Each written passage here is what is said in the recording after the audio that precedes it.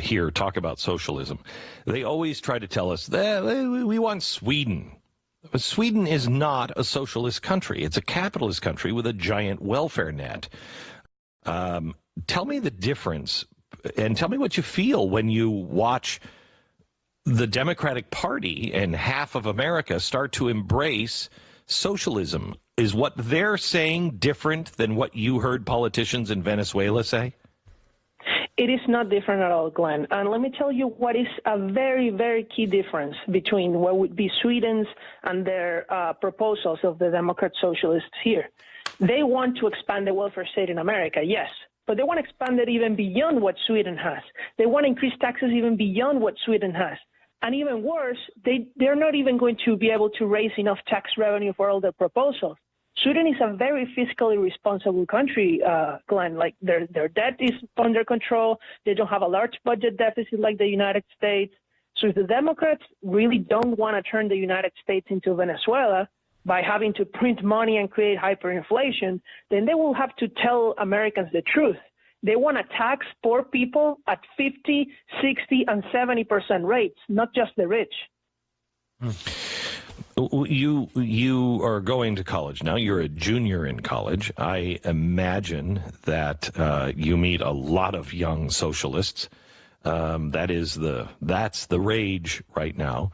Can you tell us what the attraction is to people your age to socialism? And when you talk to them, what is the aha moment? What is the thing that you say or start to discuss where they listen and go, oh, wait a minute?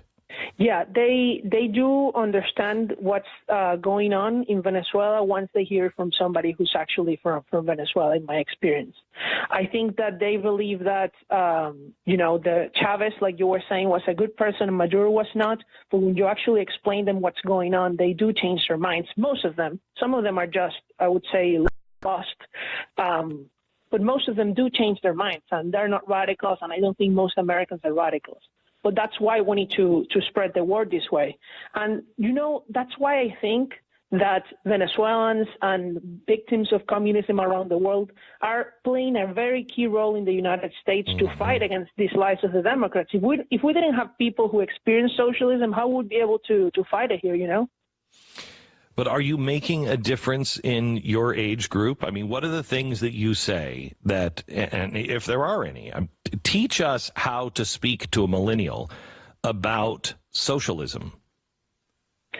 I tell them about the facts in Venezuela. That socialism doesn't lead us to equality, which is what they want. And you have to speak to people relating to their goals. It's going to be basically impossible to change somebody's values or inherent goals for their society, so for their perfect ideal society. But the reality is that socialist societies are not equal at all. They're even more unequal than capitalist society. Right. But Daniel, you have to understand, at least in my opinion, that capitalism has never been about equality. It's not. It's about the free market. It's about each individual. So it does create an unequal society.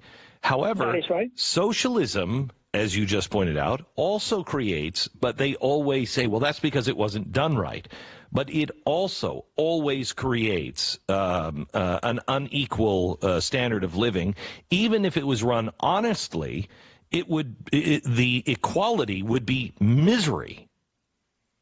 That it is true. It is true that capitalism's goal is not equality, and I'm not saying that that's my goal either. Right. But I'm saying that it's very hard to persuade somebody on one conversation and tell them that they need to change completely their worldview. Right. I think it's basically impossible. So what I do think is that you can persuade millennials, and that's what I've done by telling them the truth. Nobody will ever implement your ideas perfectly, just like there are still subsidies, just like there's still government intervention in free market societies like the U.S. or Hong Kong and any other country.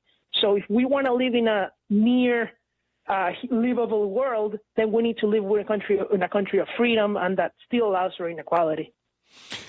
What does this mean to you and to your family when you see America teetering this close? We have never ever been this close to losing the free market from the inside?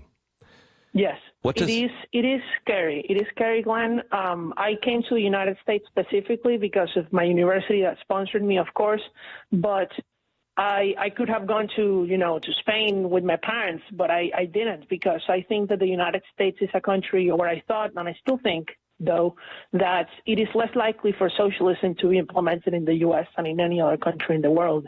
It is like Ronald Reagan said at the shining city on a hill. And if the only way to keep it that way is for us to fight against this murderous ideology, not just here in the United States, but everywhere around the world, because Venezuela is exporting this ideology by funding socialist movements abroad, in Europe specifically. You have several Dallas Cowboy stadiums full of people listening to you right now. What should Americans know that you think maybe we don't know or understand? No country is safe from false promises and the lure of false promises, and that not every measure that the left will propose will take us to Venezuela, but little by little, taking away our freedoms, they are going to eventually lead us into a terrible society, a society that is stagnated like in Europe, or even worse, a society that is in decline like in Venezuela. So we need to do everything we can to vote, to protect, to speak out in favor of freedom. That means lower taxes. That means responsible government. That means freedom to immigrate, freedom to trade, all these freedoms that are necessary for a country to stay free. Daniel DiMartino, thank you so much. I'm glad you're here in America. I'm glad your family is safe. We pray for your country of Venezuela. Thank you, and I hope to talk to you again. Daniel DiMartino, he is a contributor from Young Voices and a Venezuelan expatriate. You can follow him on Twitter at Daniel DiMartino. You can also find him at young-voices.com. That's young-voices.com.